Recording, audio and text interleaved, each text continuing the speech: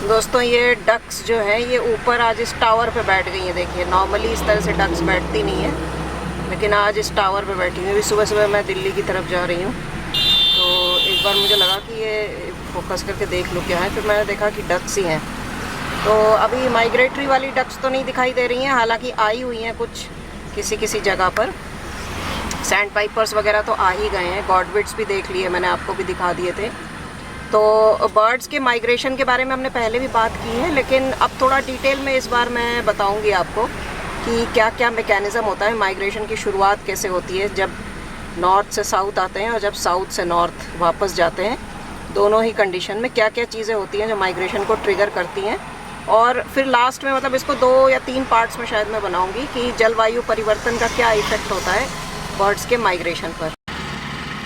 तो दोस्तों माइग्रेशन की अगर बात करें तो देखिए 3 मेन फैक्टर्स होते हैं जिसकी वजह से बर्ड्स माइग्रेट करते हैं। तो जब ये नॉर्थ से साउथ आते हैं, नॉर्थ से साउथ का मतलब नॉर्दर्न लैटिट्यूड से साउथ की तरफ। नॉर्दर्न लैटिट्यूड्स क्या हैं, जहाँ पे यूरोप, मंगोलिया, सेंट्रल एशिया और उससे भी नॉर्थ आर्कटिक सर्कल के पास जहाँ पर ये गर्मी के मौसम में ब्रीडिंग करते हैं, वो है नॉर्दर्न लैटिट्यूड्स।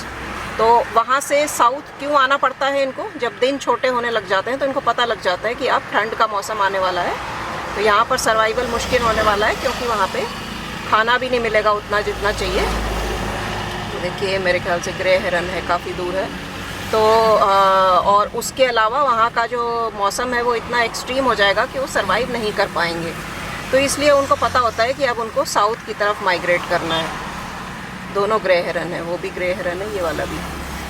तो एक तो ये कारण हो गया कि मौसम एक्सट्रीम में हो जाएगा। दूसरा कारण है खाने की कमी, रहने के लिए जो शेल्टर के लिए जगह है उसकी कमी। और तीसरा कारण जो साउथ से नॉर्थ जब ये माइग्रेट करते हैं गर्मी के शुरुआत में, वो उसका रीज़न होता है कि ब्रीडिंग, अब ब्रीडिंग सीज़न आ गया है, अगले जनरेशन को लाना है, तो इसलिए वो साउथ से नॉर्थ की तरफ माइग्रेट करते हैं। तो ये तो हो गया कि कारण। अब ये सवाल लोग पूछते हैं, बहुत कॉमनली पूछते हैं कि उनको पता कैसे चलता है कि अब जो है मौसम बदलने वाला है और हमें अब नॉर्थ से साउथ चले जाना चाहिए या अब साउथ से नॉर्थ चले जाना चाहिए। तो ये कई चीज़ों से मीडिएट होता है।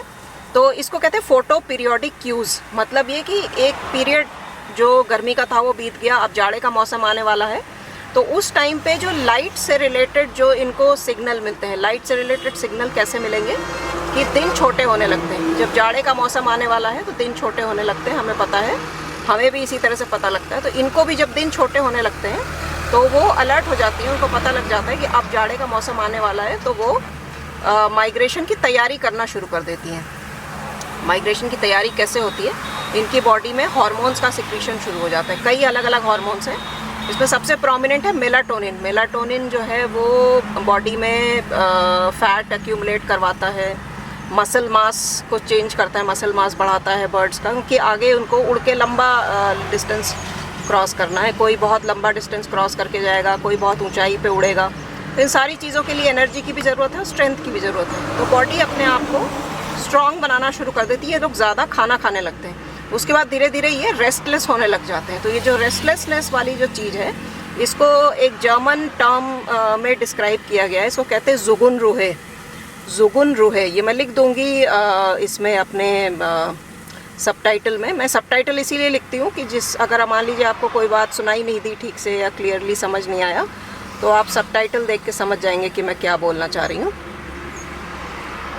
तो ज़ुगुनरूहे जो है वो रेस्टलेसनेस है बर्ड्स में जो देखी गई है माइग्रेशन की शुरुआत में, कि जब ये माइग्रेट करने के लिए बिल्कुल रेडी हैं तो ये रेस्टलेस हो जाते हैं। उस फिनोमेना को ज़ुगुनरूहे कहते हैं। तो जहाँ तक हार्मोन्स की बात है, मेलाटोनिन ओनली हार्मोन नहीं है जो रिलीज़ होता है, और भी कई हार्मोन्स रिलीज़ होते हैं। उसमें से पिट्यूटरी ग्लैंड से हार्मोन्स रिलीज़ होते हैं, और पिट्यूटरी ग्लैंड से जो हार्मोन रिलीज़ हो रहा है वो स्टिमुलेट कर रहा है थायराइड को। थायराइड को स्टिमुलेट करता है, थायराइड जो है गोनाडोट्रोपिन्स का रिलीज़ कराता है। तो ये साउथ से नॉर्थवर्ड माइग्रेशन में काम आता है, जिस समय ब्रीडिंग सीजन शुरू होने वाला है। उसके अलावा स्टमक से, मतलब पेट से भी एक हार्मोन रिलीज़ होता है जिसको ग्रेलिन कहते हैं। ये देखिए एक पेंटेड स्टॉक आ गया है यहाँ पे। तो ग्रेलिन जो हार्मोन होता है वो भी फीडिंग को बढ़ाता है, बॉडी वेट मतलब बॉडी में फैट वगैरह डिपॉजिट करवाता है। पेंटेड स्टॉक ही लग रहा है, हाँ पेंटेड स्टॉक ही है। बड़ा प्रोमिनेंट है इसका हेड का जो ऑरेंज वाला पार्ट है। उसके बाद आपका आता है एक लेप्टिन हार्मोन होता है। लेप्टिन हार्मोन बेसिकली वो होता है कि वो आपको ये बताता है कि अब आपका पेट भर चुका है और अब आपको और खाना नहीं खाना चाहिए। तो वो भी इन्वॉल्व होता है बॉडी के बिल्डअप में, बॉडी को प्रिपेयर करने में। और इसके अलावा एक डोपामीन कंपाउंड रिलीज़ होता है बॉडी में, वो भी इम्पॉर्टेंट होता है। प्रोलैक्टिन, ये जो नॉर्थवर्ड माइग्रेशन है, जिस समय आपका ब्रीडिंग सीज़न शुरू होने वाला है, उस टाइम पे प्रोलैक्टिन का रिलीज़ भी बहुत इंपॉर्टेंट है। तो ये कुछ हार्मोन्स हैं जो कि बर्ड्स की बॉडी में माइग्रेशन से पहले रिलीज़ होती हैं, नॉर्थ से साउथ आने से पहले और कुछ साउथ से नॉर्थ जाने से पहले। तो इन हार्मोन्स के रिलीज़ होने से उनकी बॉडी प्रिपेयर होती है उन फंक्शंस के लिए जो कि उनको आगे जाके करना है, और माइग्रेशन के लिए प्रिपेयर होती है उनकी बॉडी। दोस्तों, ये सांपला के पास जहाँ पे बहुत सारी वाटर हाइसिंथ है, वहाँ पे देखिए बहुत सारे पेंटेड स्टॉक्स, आइबिसेस, ईग्रेट्स एक ही जगह पर इकट्ठा हुए मिल गए हैं मुझे। तो ऑल्दो मैं जल्दी में हूँ, लेकिन फिर भी मैं बार बार रोक के इसको शूट कर रही हूँ। ये देखिए ब्लैक हेडेड आइबिस है जो बिल्कुल कॉर्नर में है राइट साइड में, और इस तरफ ईग्रेट्स हैं, और ये सारे के वो पीछे वाला भी ब्लैक हेडेड आइबिस है। और इस तरफ जो है ये देखिए ये पेंटेड स्टॉक है, ये भी पेंटेड स्टॉक्स हैं, इधर भी पेंटेड स्टॉक्स हैं, पीछे एक आइबिस भी है, 2-3 आइबिस हैं उधर भी आइबिस है। तो आज ये जगह बड़ी अच्छी लग रही है। अभी मैं इसका एक शॉर्ट्स भी बना लूँ कि फ़ोन से भी अच्छे से आ जाएगा। तो जैसे कि मैं बता रही थी कि क्या क्या कंपाउंड्स हैं जो कि माइग्रेशन के लिए बर्ड्स की बॉडी को प्रिपेयर करते हैं। तो प्रिपरेशंस क्या क्या होती हैं? बॉडी फैट बढ़ता है, मसल मास बढ़ता है। उससे क्या होता है कि जो उड़ने के लिए उनको एनर्जी चाहिए, स्ट्रेंथ चाहिए, वो पर्याप्त मात्रा में मिल जाती है।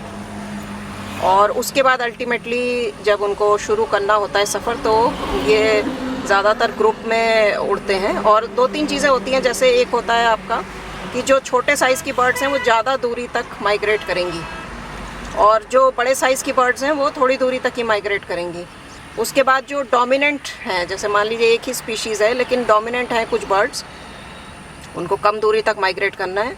जो डोमिनेंट नहीं हैं, जो कमज़ोर हैं, उनको ज़्यादा दूरी तक माइग्रेट करना है, क्योंकि उनको एडजस्ट ही नहीं होने दिया जाएगा। तीसरा होता है अर्ली अराइवल, कि जिस समय मेटिंग के लिए जा रहे हैं, जब वापस जा रहे हैं गर्मी के मौसम में, तो जल्दी पहुँचेंगे, वो जल्दी अपने लिए नेस्टिंग साइट ढूंढ पाएंगे। और एक चीज़ ये भी देखी गई है कि जो बर्ड्स नॉर्थ में ब्रीडिंग करती हैं और उसके बाद उनको जाना होता है विंटर के मौसम में वापस साउथ में, तो वो अपने बच्चों को पूरा बड़ा नहीं करती हैं। पार्शली ग्रो होने के बाद ही वो उनको नेस्टिंग साइट पर ही छोड़ के, जो ब्रीडिंग साइट थी वहीं पर छोड़ के, और वो माइग्रेट कर जाते हैं। और वो बच्चे अपने आप फॉलो करते हैं उनको। जब ये बच्चे बड़े होते हैं और उड़ने लायक हो जाते हैं, तो पेरेंट्स तो ऑलरेडी जा चुके होते हैं, बच्चे अपने आप रास्ता ढूंढ लेते हैं। तो आप ये सोचिए कि इनके अंदर एक मैग्नेटिक कंपास है ऑलरेडी बर्ड्स के अंदर, और ये जो अर्थ का जो मैग्नेटिक फील्ड है उसके साथ अलाइंड है। तो इनको पता चल जाता है कि नॉर्थ का डायरेक्शन कौन सा है, साउथ कौन सा है, और वो उसके अकॉर्डिंग माइग्रेट करते हैं अपने आप, बिना रास्ता बताए किसी के। दोस्तों, ये देखिए शाम हो रही है और जो आकाश की लालिमा है वो खेत में पड़े हुए पानी में वो लालिमा आ रही है। और इसमें देखिए आपको ये दिख रहे हैं ब्लैक हेडेड आइबिस, ईग्रेट और कुछ ब्लैक विंग स्टिल्ट्स। ये भी ब्लैक हेडेड आइबिस हैं।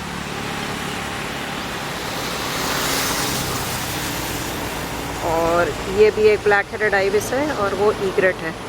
पेंटेड स्टॉक भी हैं, अभी वो भी दिखाती हूँ।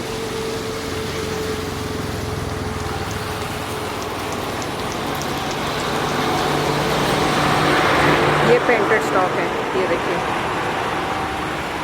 2 पेंटेड स्टॉक हैं, थोड़ी दूरी पे है। और ये आइबिस जो है ये बिल्कुल फ्रंट में है। ये देखिए ब्लैक हेडेड आइबिस चल के जा रहा है। तो जो मैं आपसे डिस्कस कर रही थी बात की बर्ड्स के माइग्रेशन की प्रक्रिया किस तरह से शुरू होती है, तो उसमें हार्मोन्स की बात हो गई थी कि किस तरह से हार्मोन्स जो हैं वो पक्षियों में माइग्रेशन से पहले तरह तरह के हार्मोन्स बनते हैं बॉडी में। और यही जो है उनको, ये देखिए ये इसकी भी काफ़ी लंबी चोंच है। सैंड पाइपर ही है, 2 अलग अलग टाइप के सैंड पाइपर हैं। तो जो माइग्रेशन में जो हार्मोन्स बनते हैं वो मैंने सारे आपको बता दिए थे।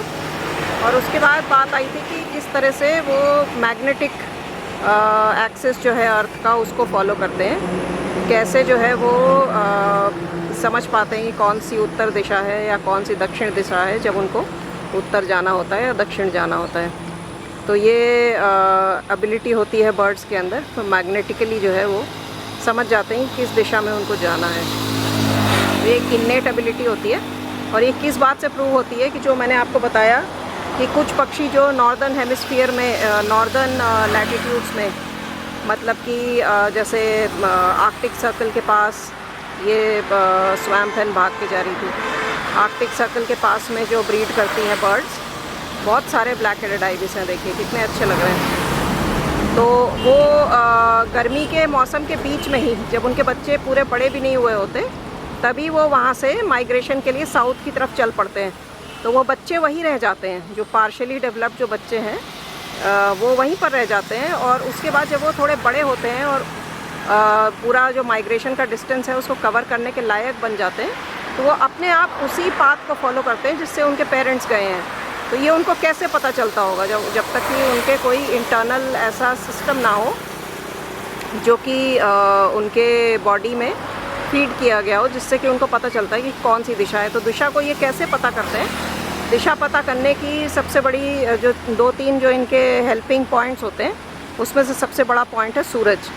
तो सूरज उगता है पूर्व से और पश्चिम की तरफ जो है शाम को चला जाता है। तो ये पक्षियों को सुबह पता चल जाता है कि पूर्व से जो है वो सूरज उगा है, तो उत्तर दिशा कौन सी होगी या दक्षिण दिशा कौन सी होगी, तो उसके अकॉर्डिंग वो चले जाते हैं। उसके बाद आता है आपका रात में जो पक्षी उड़ रहे होते हैं, तो उनके लिए देखिए स्टार्स, ये देखिए बहुत सारे उड़ के आ गए यहाँ पे स्टिल्स, और ये एक साथ उड़ के जा भी रहे हैं। देखिए ये भी उड़ गए, जो आइबिस थे वो भी उड़ गए। और ये अरे वाह, बहुत बड़ा सा झुंड गया स्टिल्स का, ये देखिए उड़ते हुए कितने सुंदर लग रहे हैं, इस तरफ को जा रहे हैं। ये स्टिल्स हैं सारे के सारे, ऐसे ही फ्लॉक में उड़ते हैं ये।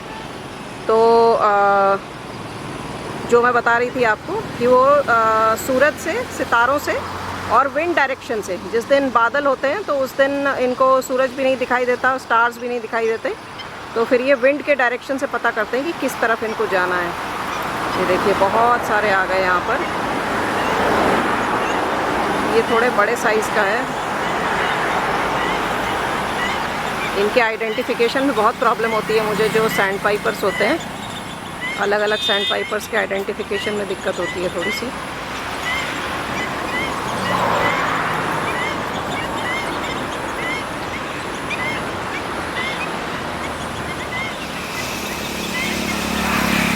चलिए मैं लैपटॉप पे डाल के ढूंढने की कोशिश करूँगी।